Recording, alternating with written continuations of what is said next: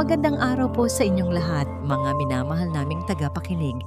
Nagbabalik po muli ang inyong paboritong channel upang maghatid ng isang kwentong gigising sa inyong mga natutulog na damdamin at susubok sa inyong pananaw sa pag-ibig at katapatan.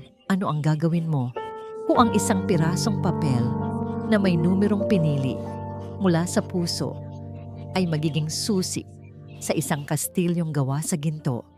Pero kasama pala nito ang isang lihim na habang buhay kang sasaktan. Samahan ninyo kaming tuklasin ang kwento ni Amihan Sinagtala sa nobelang pinamagatang Ang Presyo ng Pangarap. Maingat na binuklat ni Amihan ang kanyang lumang pitaka. Iilang gusot na pera na lamang ang natitira. Sapat para sa kanilang hapunan at pamasahe ni Lakan para sa susunod na araw. Ngunit sa kabila ng kakapusan, isang matamis na ngiti pa rin ang gumuhit sa kanyang mga labi. Habang mayroon si Lakan, habang magkasama sila, ang bawat araw ay isang biyaya. Adobong manok na lang siguro ang lulutuin ko, bulong niya sa sarili habang kinukwenta ang presyo ng mga bilihin sa kanyang isipan. Pagdating ni Lakan mula sa trabaho, pagod na pagod ang mukha nito. Ngunit agad itong napalitan ng nangiti nang salubungin siya ng yakap ni Amihan. Ito ang kanilang ritual sa loob ng 10 taon. Ang yakap na nagpapagaan sa lahat ng hirap, ang halik na nagpapaalala sa kanilang mga pangako. "Kumusta ang araw mo, mahal?" tanong ni Amihan habang pinupunasan ng dala niyang bimpo ang pawis sa noo ng asawa. "Ayun, pareho pa rin. Nakakapagod," sagot ni Lakan. Pero ang mga mata nito'y tila may kung anong malalim na iniisip. Pagkatapos ng kanilang simpleng hapunan, habang naghuhugas ng pinggan si Amihan, narinig niya ang anunsyo sa telebisyon tungkol sa papalaking jackpot sa loto. 500 milyong dolyar. Isang halaga na hindi nila kayang kitain kahit sa 10 buhay pa. Isang ideya ang biglang pumasok sa isip ni Amihan. May natira pa siyang konting barya mula sa pinamili niya kanina. "Lakan, tataya ako sa loto," sabi niya na may kasamang pananabik sa boses. Tumango lang si Lakan. Ang mga mata ay nakatuon pa rin sa telebisyon. Mabilis na lumabas si Amihan at pumunta sa kalapit na loto outlet. Habang nakapila, inisip niyang mabuti ang mga numerong kanyang pipiliin. Hindi basta-basta numero, kundi mga numerong may kwento. Ang kaarawan ng kanyang yumaong ina, ang petsa ng kanilang kasal, at ang araw kung kailan nila inampon si Bantay, ang kanilang unang aso. Para sa kanya, ang mga numerong yon ay hindi lang tsamba, kundi simbolo ng kanilang pag-ibig at mga pangarap. Pagbalik niya sa bahay, ipinakita niya ang tiket kay Lakan. "Mahal, ito na. Ang tiket natin papuntang paraiso." Biro niya. Ngumiti si Lakan, ngunit isang pilit na nangiti.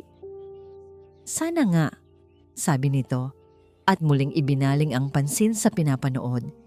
Hindi pinansin ni Amihan ang tila panlalamig ng asawa. Kinuha niya ang isang maliit na baul na gawa sa kahoy, ang nag-iisang regalo ni Lakan sa kanya na medyo may kamahalan.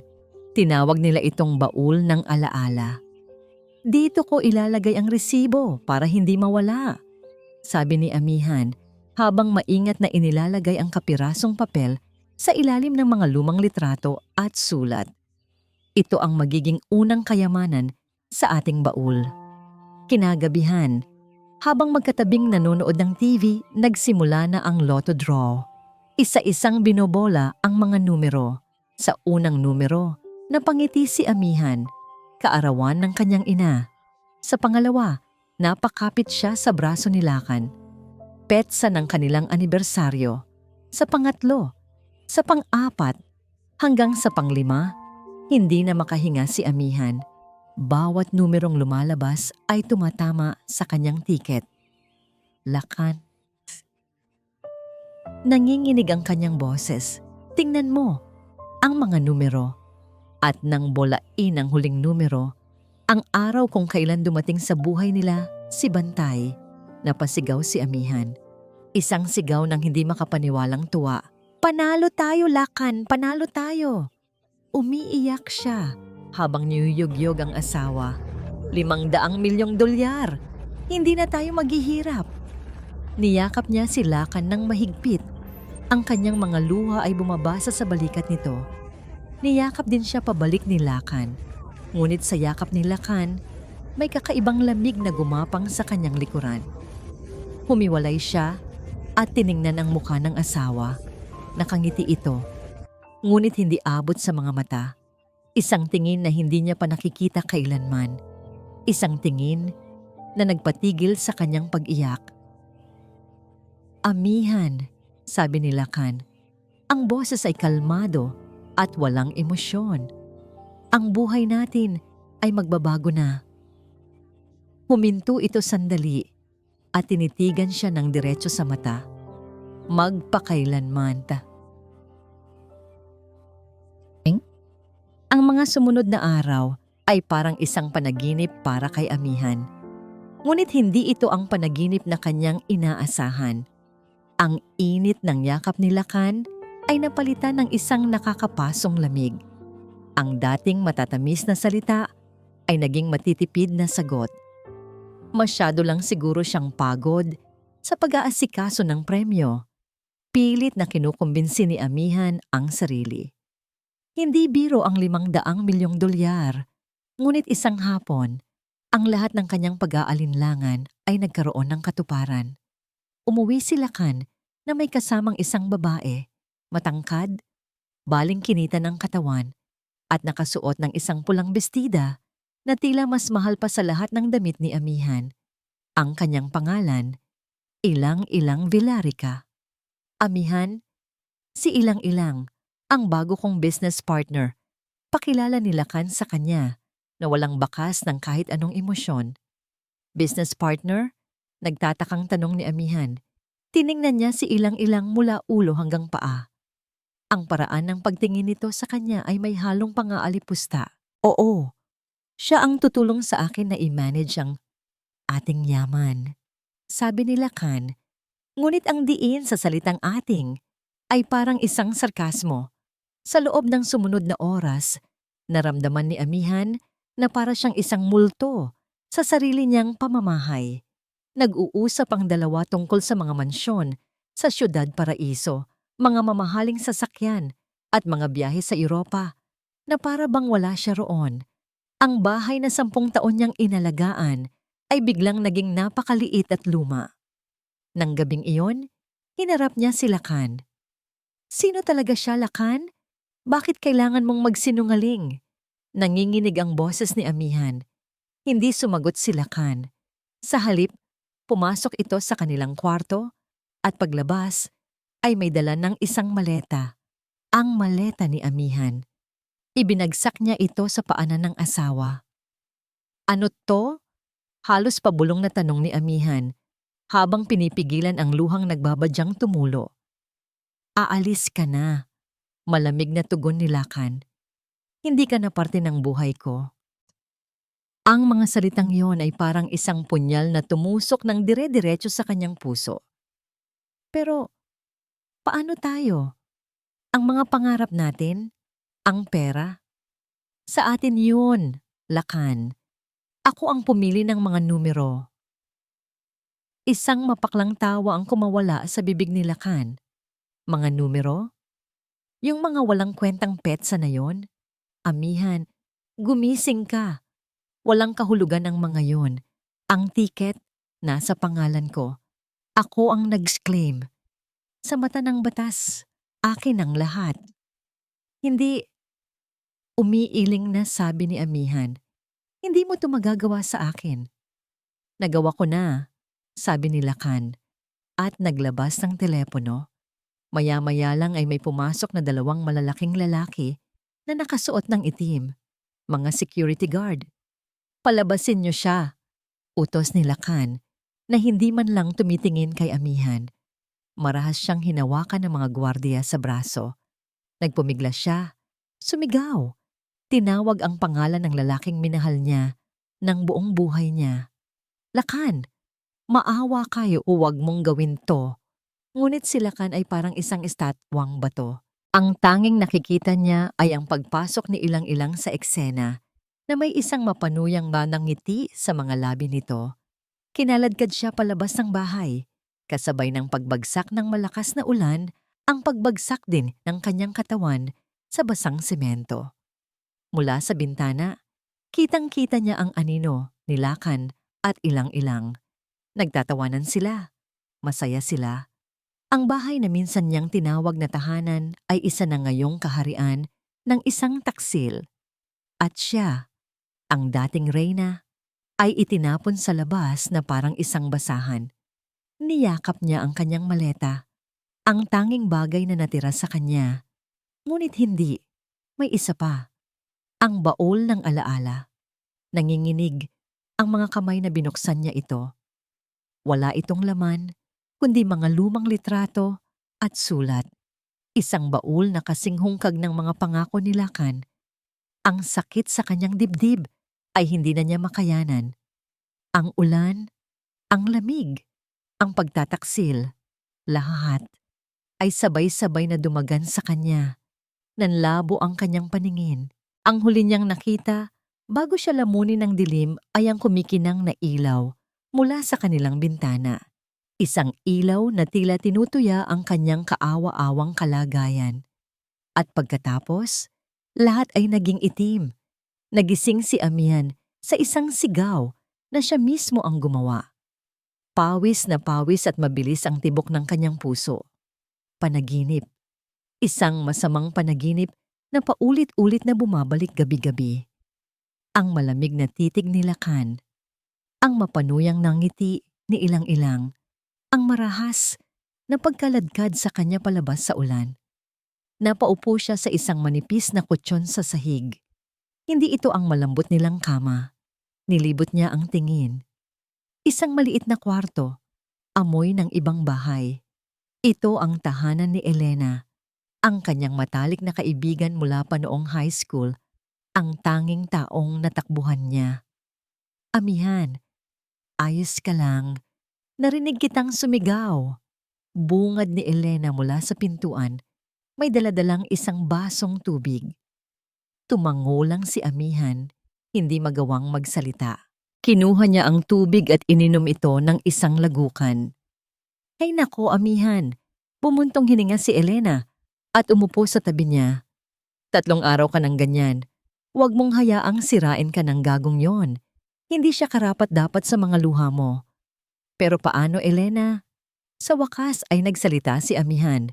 Basag ang kanyang boses. 10 taon. Ibinigay ko ang lahat sa kanya. Ang buong buhay ko. Ngayon, wala nang natira sa akin. Natahimik si Elena. Tiningnan nito ang sulok ng kwarto kung saan nakapatong ang baul na kahoy, ang nag-iisang bagay na nadala ni Amihan mula sa dati niyang buhay. Mag-umpisa ka riyan, sabi ni Elena. Ang boses ay matigas, ngunit may halong pag-aalala. Itapon mo na yan. Yan na lang ang natitirang koneksyon mo sa kanya. Isa na lang yang basurang puno ng kasinungalingan, tulad niya. Tumagos sa puso ni Amihan ang mga salita ni Elena. Masakit, pero totoo. Ang baul na dati simbolo ng kanilang mga pangarap ay isa na ngayong paalala ng isang malaking kataksilan. Dahan-dahan siyang tumayo. Nilapitan niya ang baul. Ang kanyang mga daliri ay nanginginig habang hinahaplos ang makinis na kahoy nito. Binuksan niya ito sa huling pagkakataon. Nandoon ang mga lumang litrato nila ni Lakan. Masaya at puno ng pagmamahal. Ang mga pinagtabing tiket sa sine ng una nilang date. Mga pinatuyong bulaklak. Bawat isang bagay ay isang patalim na lalong sumusugat sa kanyang puso. Tama ka, sabi ni Amihan, isang bagong determinasyon ang umusbong mula sa kanyang pighati. Basura na nga lang to. Binuhat niya ang baul at dinala sa tapat ng basurahan. Walang pag-aalinlangan, itinaob niya ito. Nalaglag ang lahat ng laman, ang mga litrato, ang mga sulat, ang mga pira-pirasong alaala ng isang nasirang pag-ibig. Handa na niyang ihagis ang kahon mismo ng may isang maliit at nakatuping papel na dahan-dahang lumutang at lumapag sa sahig, hiwalay sa ibang mga basura. Napahinto si Amihan. Hindi ito litrato, hindi ito sulat. Nanginginig ang mga kamay na pinulot niya ito. Dahan-dahan niya itong binuklat. Ang kanyang puso ay biglang kumabog ng napakabilis na tila gustong kumawala sa kanyang dibdib. Nakasulat sa manipis na papel ang mga salitang pamilyar sa kanya. Ang pangalan ng Lotto Outlet, ang petsa at oras ng pagbili. At sa ilalim nito, ang 6 na numero, ang kaarawan ng kanyang ina, ang petsa ng kanilang kasal, ang araw na dumating si Bantay. Ito ang resibo. Ang opisyal na resibo ng tiket na nanlo. Ang patunay, ang katotohanan, ang ebidensya na itinago niya para hindi mawala at tuluyan na niyang nakalimutan sa gitna ng kanyang kaligayahan at kasunod na pagdurusa. Tinitigan niya ang kapirasong papel. Ang mga luhang kanina'y puno ng sakit at pighati ay biglang natuyo. Isang kakaibang init ang gumapang sa kanyang buong katawan. Pinapawi ang lamig ng kawalan ng pag-asa. Hindi ito galit. Hindi ito paghihiganti. Ito ay lakas. Itinikom niya ang kanyang palad.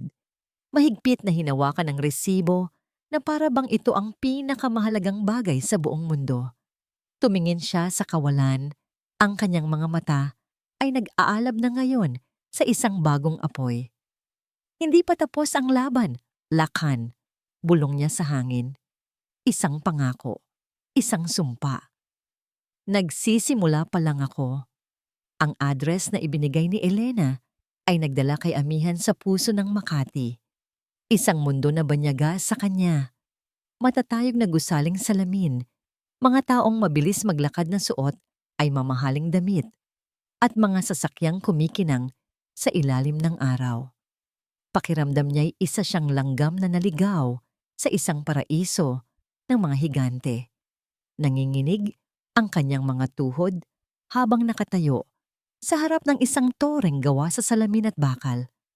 Magtanggol Law Firm, basa niya sa gintong plaking nakapaskil sa pinto. Huminga siya ng malalim para sa kanyang dignidad, para sa katotohanan. Itinulak niya ang mabigat na pintong salamin. Ang lamig ng aircon ay tila isang sampal sa kanyang balat. Ang loob ng opisina ay tahimik, malinis, at nagpapahiwatig ng kapangyarihan. Isang babae sa reception ang tumingin sa kanya mula ulo hanggang paa.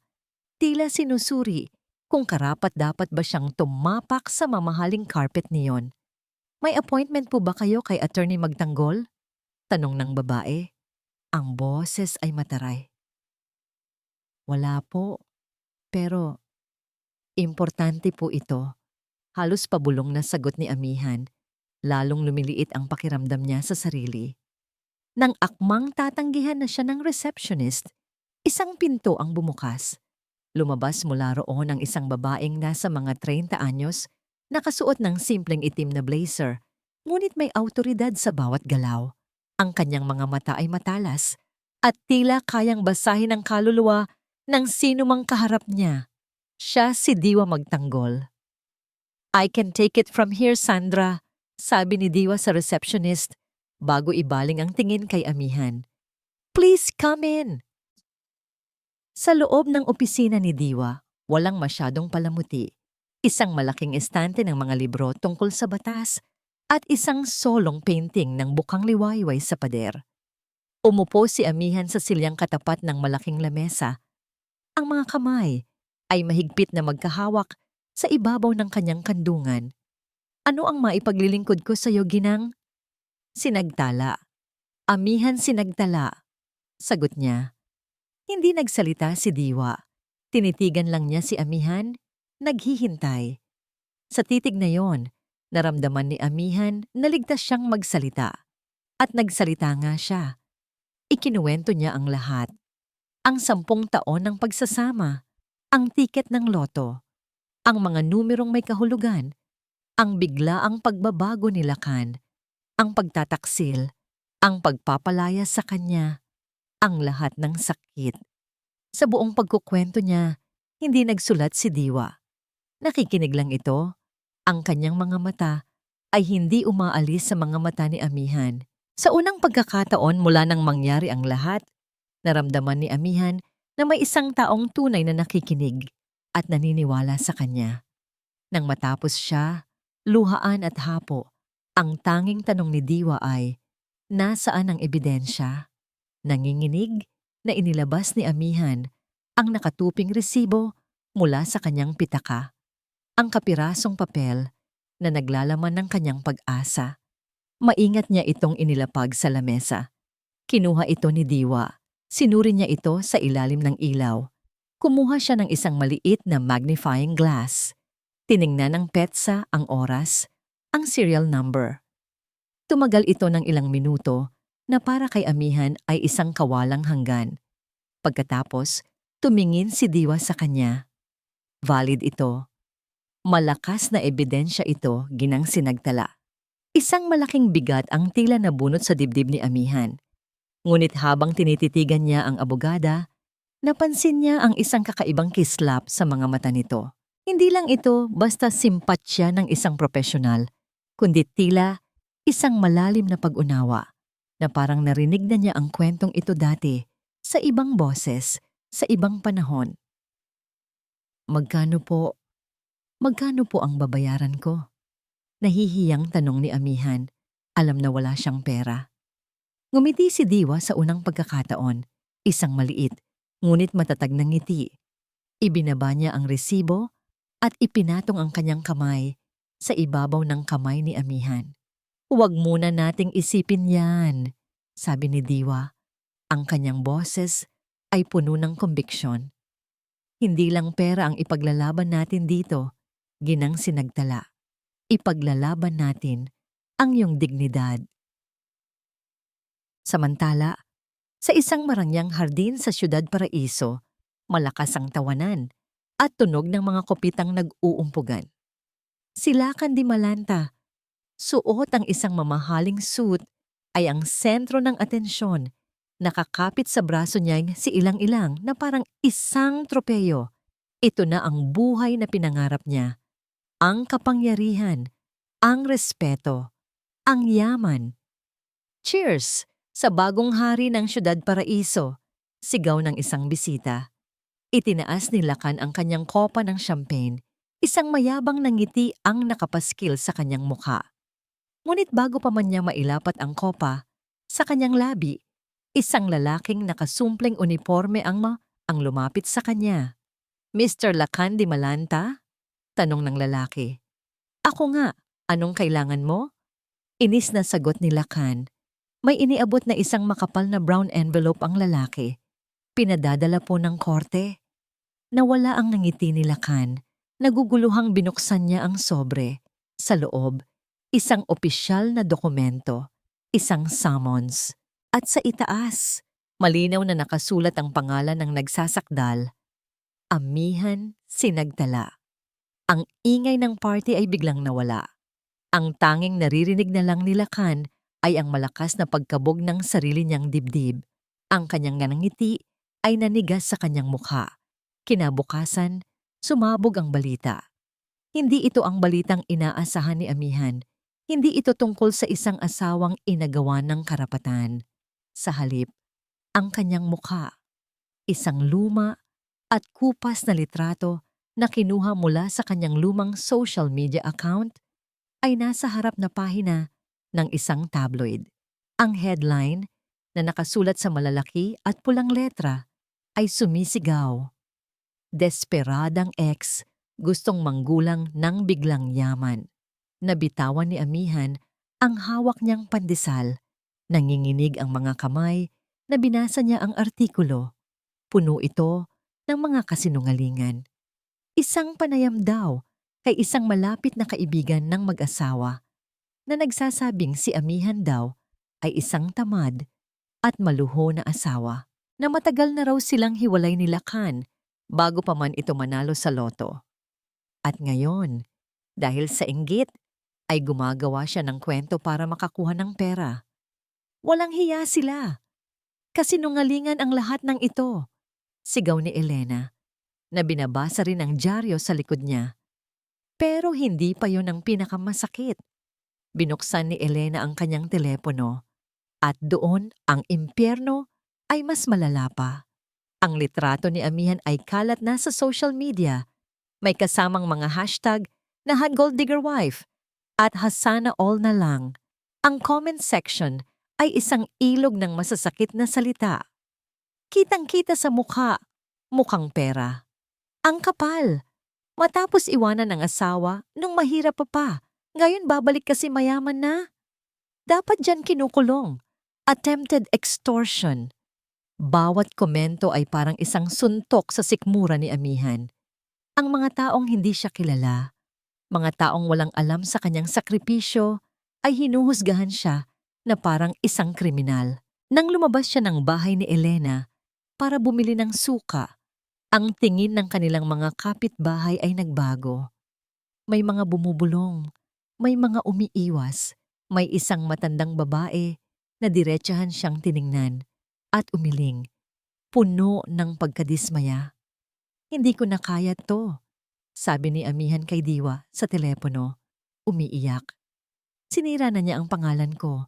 Kinamumuhuyan ako ng buong Pilipinas.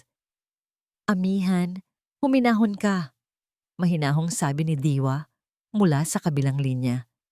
Ito mismo ang gusto niyang mangyari. Gusto kanyang sirain sa emosyonal na paraan para sumuko ka. Huwag mong ibigay sa kanya ang gusto niya. Pero anong gagawin ko? Paano ko lalabanan to? Huwag. Manahimik ka lang. Huwag kang sasagot sa kahit sinong reporter. Huwag kang mag-post online. Ang bawat salita mo ay gagamitin nila laban sa'yo. Magtiwala ka sa proseso. Magtiwala ka sa akin. Mariing sabi ni Diwa. Ang digmaan natin ay hindi sa media. Ang digmaan natin ay sa korte. Sinubukan ni Amihan na sundin ang payo ng abogada. Ipininid niya ang kanyang mga tainga sa mga chismis at pinatay ang kanyang telepono. Ngunit ang mga salita ay nakaukit na sa kanyang isipan. Gabi-gabi, binabalikan siya ng mga ito. Tinatanong kung tama ba ang kanyang ginagawa. Paano kung manalo nga si Lakan? Paano kung habang buhay na siyang makikilala bilang isang desperadang manggaganso? Isang gabi, habang nakatulala sa kisame, tumunog ang luma niyang telepono na nakatago sa ilalim ng unan. Isang unregistered number. Nag-aalangan man, sinagot niya ito. Hello? Katahimikan sa kabilang linya. Ang tanging naririnig niya ay ang mahinang paghinga. Sino to? Ulit ni Amihan. Isang pamilyar. Ngunit nag-aalangang boses ng babae ang sumagot. Si Amihan ba ito? Oo, sino to? Muling katahimikan na para bang nag-iisip ang nasa kabilang linya kung itutuloy pa ba ang sasabihin. Pagkatapos, isang mabilis at pabulong na salita ang kanyang binitawan. Alam ko ang ginawa ni Lakan. Mag-ingat ka. Tut, tut, tut. Biglang naputol ang tawag. Napaupo si Amihan.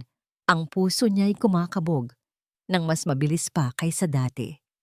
Sinubukan niyang tawagan pabalik ang numero, ngunit hindi na ito makontak. Sino yon? At anong ibig sabihin niyang alam niya ang ginawa ni Lakan? Sa gitna ng digmaang pampubliko na sinimulan ni Lakan, isang lihim na kaalyado ang biglang lumitaw.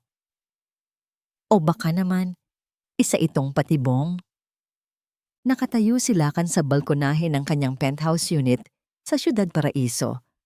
Hawak ang isang mabigat na kopitang kristal na naglalaman ng pinakamahal na alak. Sa ilalim niya, ang mga ilaw ng siyudad ay parang isang karagatan ng mga bituin na kaya niyang abutin.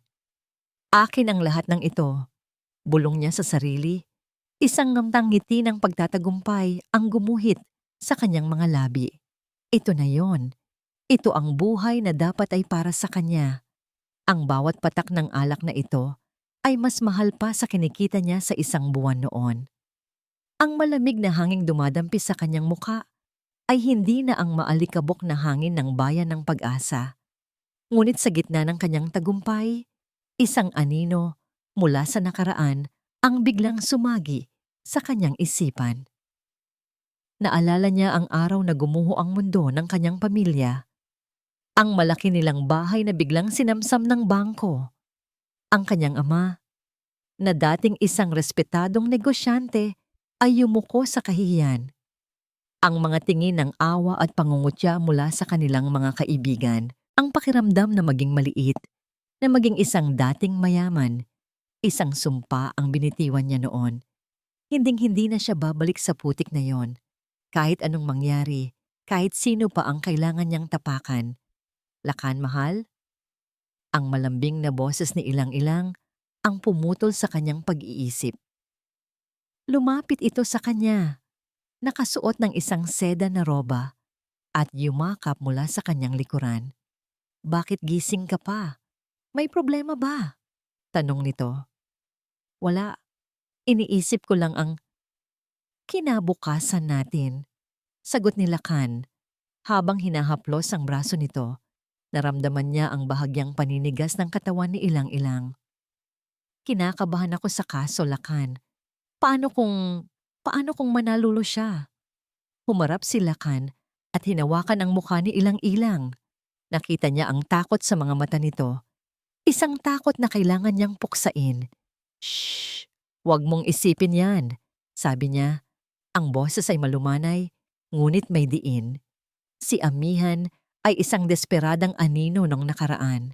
Gagamitin niya ang lahat para sirain tayo, para sirain ang atin. Pero hindi ako papayag. Pumasok siya sa loob at kinuha ang isang maliit na itim na kahon mula sa drawer. Inabot niya ito kay Ilang-Ilang. Isang kwintas na diamante ang kumislap sa loob. Para sa'yo, isang maliit na paalala kung ano ang kinabukasang naghihintay sa atin. Sabi niya, huwag kang mag-alala. Kontrolado ko ang lahat. Nakita niya kung paano napalitan ng paghanga ang takot sa mga mata ni Ilang-Ilang. Para sa kanya, ganoon lang kadali iyon.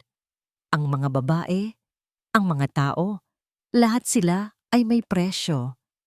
Bigyan mo lang sila ng tamang halaga at gagawin nila ang gusto mo. Kinaumagahan, nasa opisina siya ng kanyang mga abogado.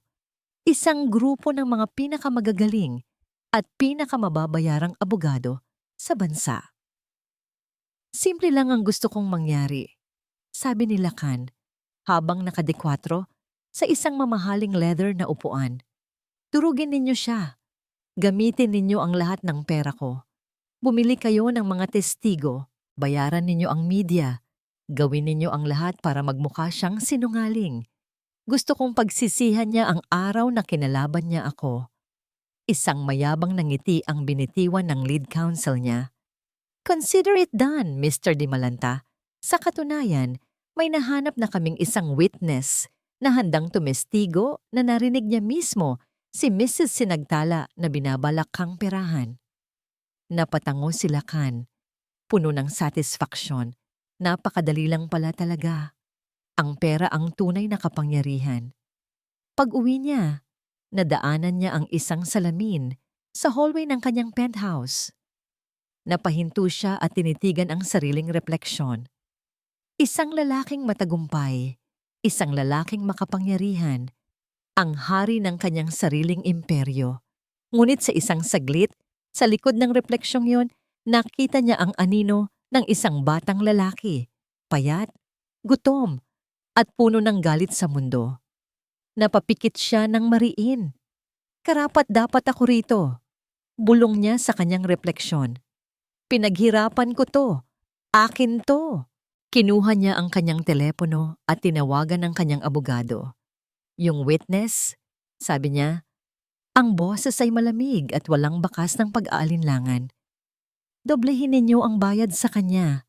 Siguraduhin ninyong hindi siya bibitaw. Ibinaba niya ang telepono. Ang anino ng batang lalaki sa salamin ay nawala na.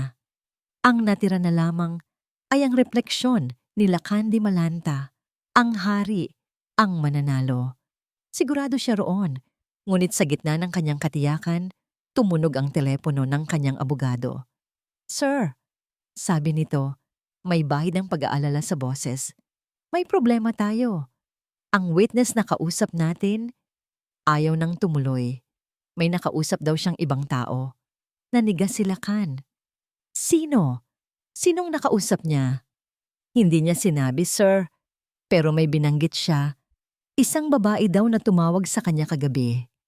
Ang balita tungkol sa sorpresang testigo ay parang isang bombang sumabog sa mundo ni Amihan. Nagkulong siya sa kwarto.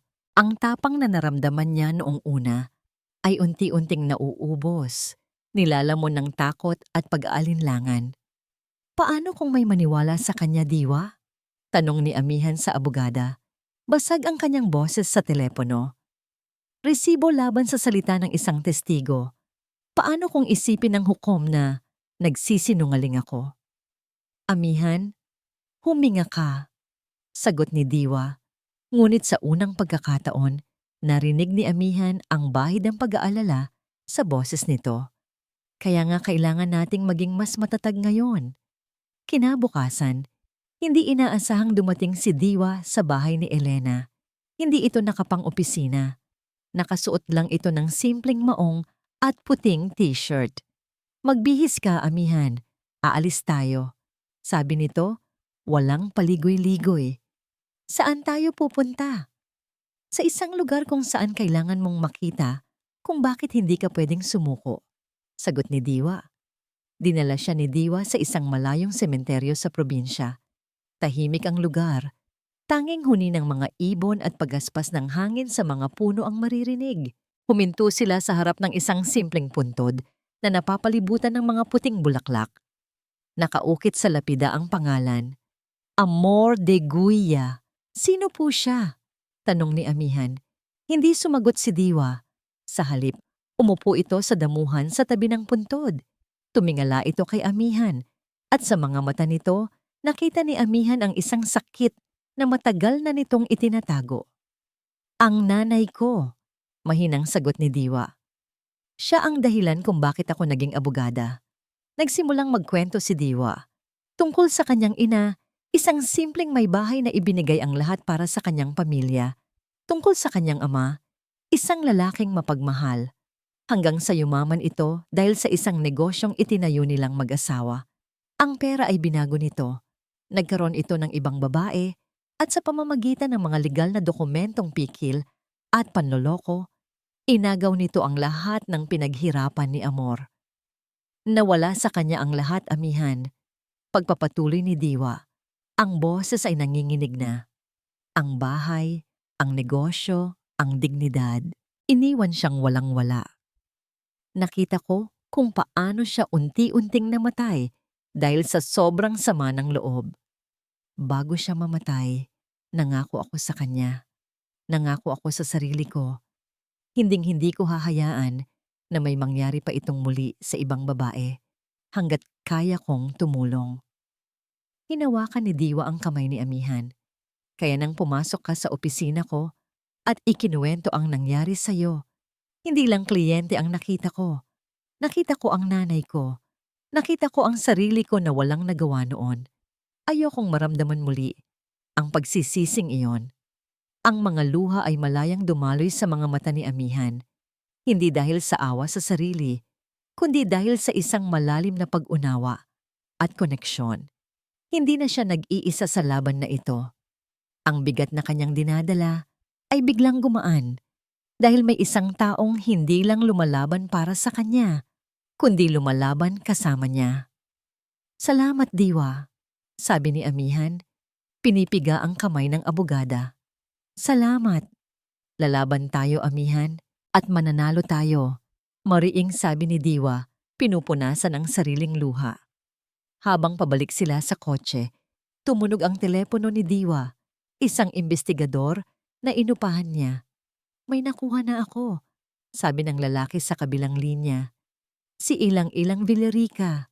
May malaki siyang pagkakautang sa kasino bago pa man niya makilala si Lakan. At may record din siya ng reklamo ng panloloko laban sa isang dati niyang nobyo. Mukhang hindi lang pera ang habol niya, Naghahanap din siya ng kakampi para sa sarili niyang mga problema. Nagkatinginan si Diwa at Amihan. Isang bagong pinto ang biglang nagbukas. Isang bagong ideya ang nabuo sa isip ni Diwa. Amihan, sabi ni Diwa, habang isinasara ang pinto ng kotse. Ang kanyang mga mata ay muling naging matalas, puno ng estratehiya. Sa tingin ko, oras na para kausapin natin si ilang-ilang, hindi bilang kaaway. Huminto siya sandali at tinitigan si Amihan ng diretso, kundi bilang isang posibleng biktima rin. Ang hangin sa loob ng korte ay mabigat at malamig. Bawat tunog, ang pag-ubo ng isang tao sa likuran, ang pag-ikot ng bentilador sa kisame, ang pagkaluskos ng mga papel, ay tila 10 beses na mas malakas. Para kay Amihan, ang pinakamalakas na tunog ay ang pagkabog ng sarili niyang dibdib, na parang isang tambol na nagbabadya ng isang digmaan. Sa kabilang panig ng silid, nakaupo si Lakan. Nakasuot ito ng isang perpektong plansadong suit, ang buhok ay makintab at ang muka ay kalmado. Ngunit nakikita ni Amihan ang bahagyang panginginig ng mga daliri nito habang nakapatong sa lamesa. Sa tabi nito, ang pangkat ng mga abogado niyang mukhang mga asong handang manila. All rise, anunsyo ng alguasil. Pumasok ang hukom. Nagsimula na ang paglilitis. Unang iprinisenta ng panig ni Lakan ang kanilang kaso. Isang tuloy-tuloy na pag-atake sa kredibilidad ni Amihan. Ipinakita nila ang kanyang kawalan ng trabaho sa loob ng maraming taon. Pinalalabas na isa siyang palamunin. Kinwestiyon nila ang biglaang paglabas ng resibo na para bang isa itong imbento. Nang si Amihan na ang tinawag sa witness stand, ang abogado ni Lakan ay parang isang buwitre. Ang kanyang mga tanong ay matatalas at puno ng patibong. Ginang sinagtala, hindi ba totoo na sa loob ng 10 taon, si Ginoong Dimalanta ang halos bumubuhay sa inyo? Magkasama po naming itinaguyod ang pamilya namin, sagot ni Amihan.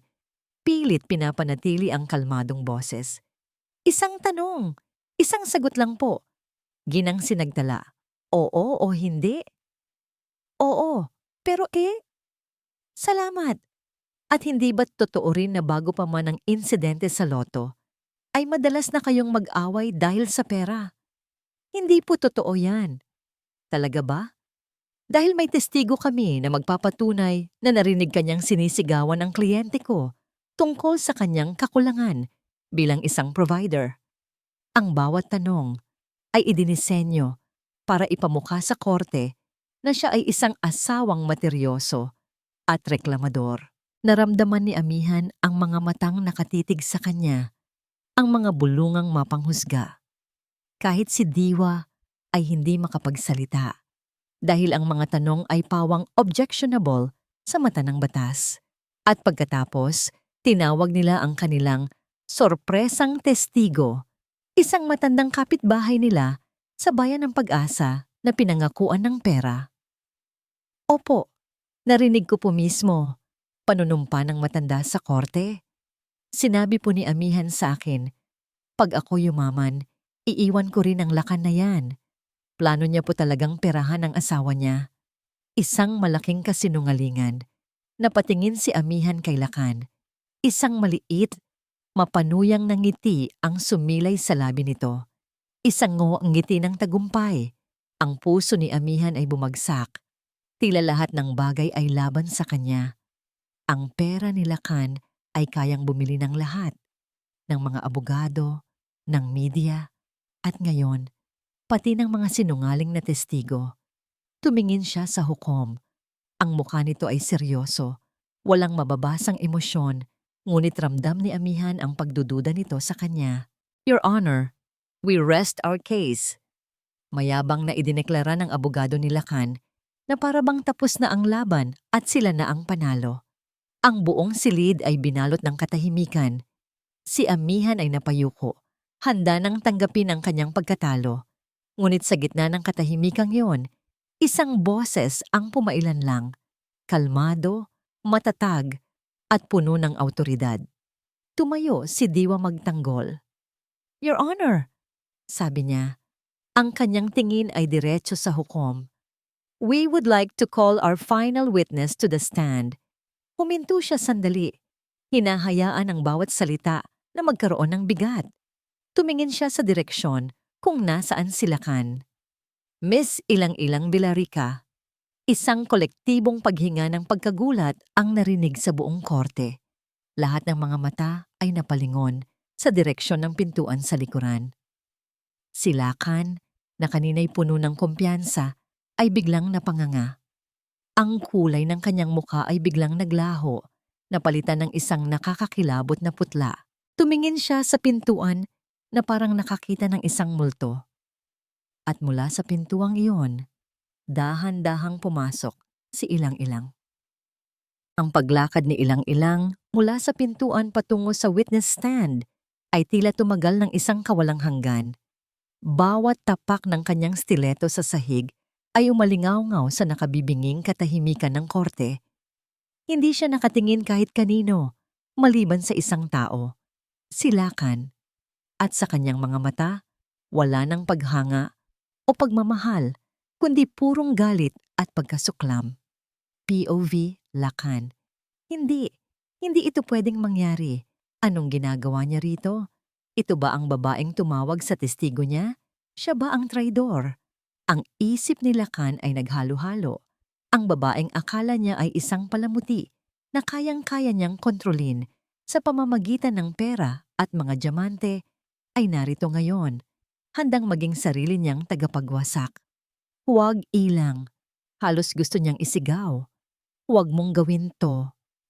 Ngunit walang boses na lumabas sa kanyang lalamunan. Ang kumpiyansa niya ay biglang naging abo. POV Amihan. Nagtaas ng tingin si Amihan. Hindi niya alam kung ano ang aasahan. Ang babaeng ito ang naging dahilan ng pinakamasakit na bahagi ng kanyang buhay. Ngunit habang tinititigan niya ito, wala siyang makitang kayabangan. Ang nakikita niya ay isang babaeng nasaktan din. Isang babaeng naloko, na ngayon ay naghahanap ng sarili niyang hustisya. Sa isang iglap, nagbago ang lahat. Hindi na ito si Amihan laban kay Lakan at Ilang-Ilang. Ito ay silang dalawang babae laban sa kasinungalingan ng isang lalaki. "Miss Villarrica," nagsimula si Diwa. "Maaari mo bang sabihin sa korteng ito kung ano ang sinabi sa iyo ni Mr. Dimalanta tungkol sa kanyang asawang si Amihan bago pa man niya ito palayasin?" Huminga ng malalim si Ilang-Ilang. Sinabi niya sa akin na matagal na silang hiwalay, na si Amihan daw ay umalis na at may ibang lalaki. Sinabi niya na ang pera sa loto ay galing sa isang investment na silang dalawa ang may-ari at sinusubukan lang niyang protektahan ito mula sa isang gahamang ex-wife. Isang bulungan ang kumalat sa korte. "At ano ang ipinangako niya sa iyo kapalit ng iyong pananahimik at pakikisama?" Tanong muli ni Diwa. "Ipinangako niya ang lahat," sagot ni Ilang-Ilang. May pait sa boses. "Kasal. Isang bagong buhay. Babayaran daw niya ang lahat ng utang ko. Gagamitin daw niya ako bilang business partner para maging legal ang lahat." Ngunit hindi yun ang lahat, hindi ba, Miss Villarrica? Mayroon ka bang ebidensya ng mga plano ni Mr. Dimalanta? Dito na inilabas ni Ilang-Ilang ang kanyang telepono. Sa tulong ng court clerk, isinalang ito sa sound system ng korte. Unang ipinarinig ang isang voice recording, ang boses ni Lakan, malinaw at malakas. "Basta sumunod ka lang sa akin, Ilang. Konting tiis na lang, mawawala na rin ang anino ni Amihan. Ako nang bahala sa kanya." Sa mata ng lahat, siya ang magmumukhang masama. Sumunod na ipinakita sa isang malaking screen ang mga text messages, mga mensahe mula kay Lakan na ipinadala isang linggo bago pa man ang lotto draw. "Malapit na, Ilang. Isang malaking pagbabago sa buhay natin. Siguraduhin mo lang na walang makakaalam." Ang bawat ebidensya ay isang pako na lalong nagbaon kay Lakan sa kanyang kabaong. Ang kanyang mga abogado ay hindi na makapagsalita. Ang kanilang mga mukha ay kasing putla ng kanilang kliyente. Wala na po akong ibang katanungan, Your Honor. Pagtatapos ni Diwa, ang hukom ay tumingin kay Lakan. Mr. Di Malanta, may gusto ka bang sabihin? Parang isang lobong biglang pumutok, gumuho si Lakan. Nawala ang pagiging hari, nawala ang kayabangan. Ang natira ay ang batang lalaking takot na muling maging mahirap. Tumayo siya, nanginginig, at itinuro si Amihan. Siya, kasalanan niya ang lahat. Kung naging kontento lang siya, kung hindi lang siya, enough! Sigaw ng hukom. Ang kanyang boses ay dumagundong sa buong silid. Nauunawaan ko na ang lahat. Ilang sandali pa, ibinaba na ng hukom ang kanyang desisyon dahil sa mga ebidensyang iprinisenta, ang resibo ni Amihan at ang testimonya at mga patunay mula kay ilang-ilang. Ang korte ay nagpasya na si Amihan sinagtala ang tunay at legal na may-ari ng napanalunang premyo. Ang lahat ng assets na nabili gamit ang pera ay kailangang ilipat sa kanyang pangalan. Si Lakan Di Malanta ay nahaharap din sa karagdagang kaso ng perjury at fraud. Pagbagsak ng gavel, pagbagsak din ng mundo ni Lakan. Hinawakan siya ng mga gwardiya at inilabas ng korte, isang talunang walang natira, kundi ang kahihiyan. Napaiyak si Amihan. Ngunit sa pagkakataong ito, hindi dahil sa sakit, kundi dahil sa koto. Niyakap niya si Diwa ng mahigpit. Salamat! Paulit-ulit niyang bulong. Paglabas nila ng korte, nakita niya si ilang-ilang na nag-iisa sa isang sulok. Nilapitan niya ito. Salamat! Sabi ni Amihan. Tumingin si ilang-ilang, may luha sa mga mata. Patawad. Tumangulang si Amihan.